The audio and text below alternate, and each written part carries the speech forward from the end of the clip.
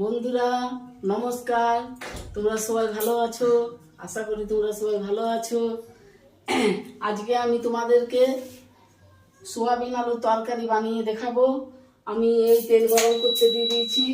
হ্যাঁ, টমেটো কেটে রেখেছি, পেঁয়াজ কুচি, আলুটা বয়েল করে রেখেছি, সোয়াবিনটা হালকা লাল ভেজে নিয়েছি। এবার তোমাদেরকে দেখাবো।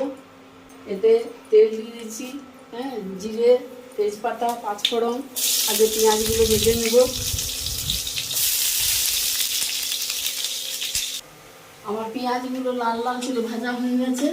এবার আমি মশলা বাটাটা দেবো। এতে আদা বাটা, রসুন বাটা, পেঁয়াজ বাটা এটা দেব।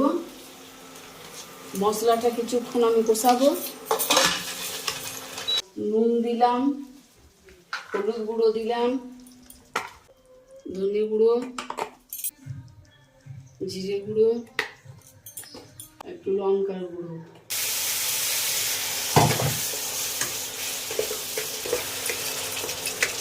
মশলাটা কিছুক্ষণ কষাবো। আমার মশলাটা কষানো হয়ে গেছে। এবারে আমার বয়েল করা আলুগুলো এতে দিলাম, ফ্রাই করে সোয়াবিনগুলো দিলাম। এটাকে একটু নাড়চাড় করবো। সোয়াবিন বলে এটাকে জল ঢেলে দেবো। আমার আলু সোয়াবিন কষা হয়ে গেছে। এবার এটাতে আমি একটুকু জল ঢেলে দেবো। হ্যাঁ, মাখা মাখা করে নামিয়ে দেবো।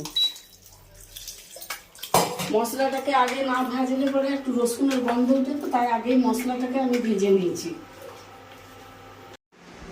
বন্ধুরা, আমার এই খাবার রেডি। আমি ভাত, মসুর ডাল, সয়াবিনের তরকারি, ভেন্ডি আলু ভাতে, আলু ভাজা, শাক ভাজা, পনির ভাজা, ডিম সিদ্ধ।